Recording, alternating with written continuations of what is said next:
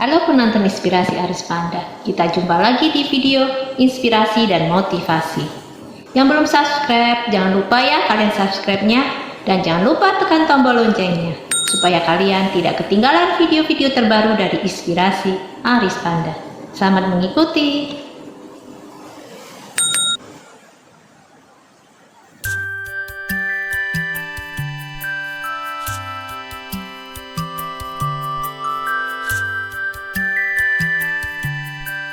Kisah inspiratif.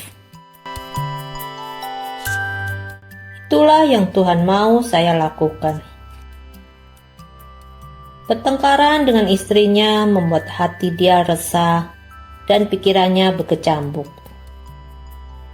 Untuk menenangkan diri, ia memutuskan untuk mengelilingi kota dengan sepeda motornya.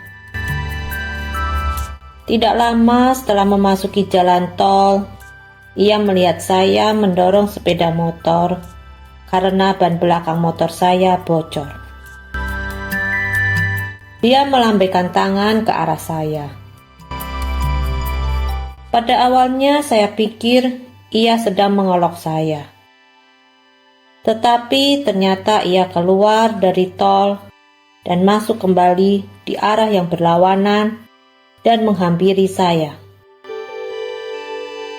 Setelah mengecek keadaan ban bocor itu, dia menawarkan untuk kembali ke rumahnya dan membawa mobil gerbong untuk mengeluarkan sepeda motor saya dari jalan tol.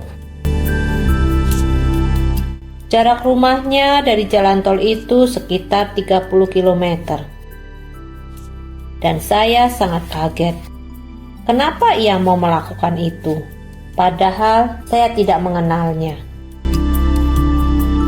Setelah menunggu sekitar 1 jam, dia kembali dan menaikkan sepeda motor ke dalam mobil gerbong yang dipinjam dari temannya. Dalam perjalanan ke tempat tinggalnya, kami sempat mengobrol. Dari situlah saya tahu namanya dan dia seorang Kristen. Ia berkata bahwa ia membantu saya karena ia pikir itulah yang Tuhan mau ia lakukan. Dia bukan saja membawa sepeda motor saya ke kota tempat tinggalnya, tetapi menawarkan untuk menghantar saya ke rumah saya yang jaraknya sekitar 45 km dari kotanya. Berarti dia harus menempuh perjalanan selama 90 km, pulang pergi hanya untuk menghantarkan saya.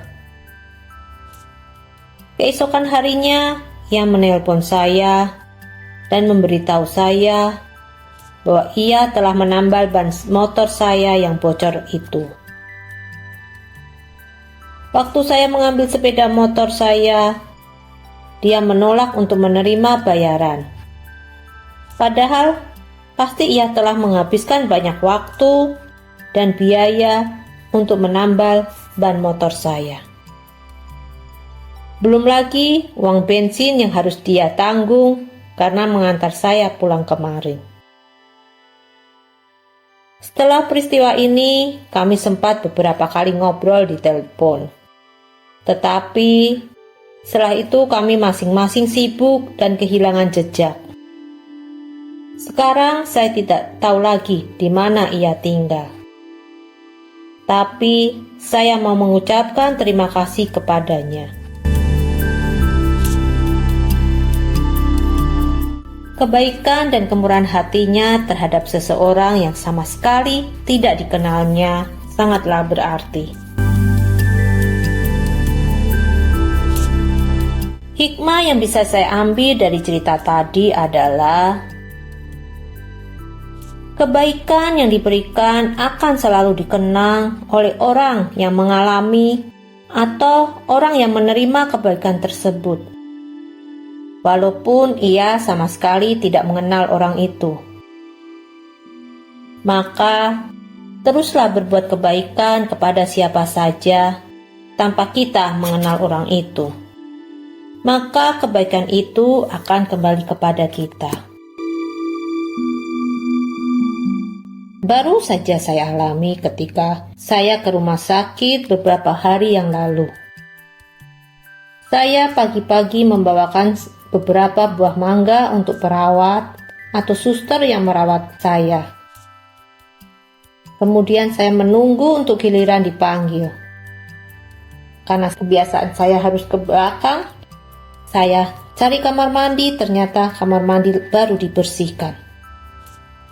Saya turun ke lantai 1, ternyata baru dibersihkan juga.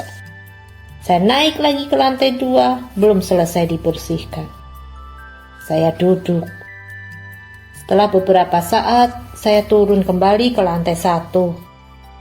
Tetapi kamar mandi masih dibersihkan.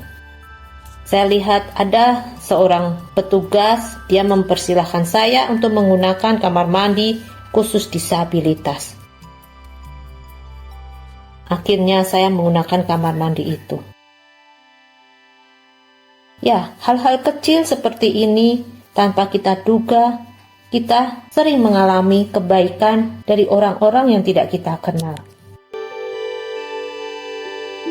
Itulah pengalaman yang saya alami dengan kebaikan. Bila kita berbuat baik, maka kita akan menerima kebaikan, walaupun kita tidak mengenal orang itu.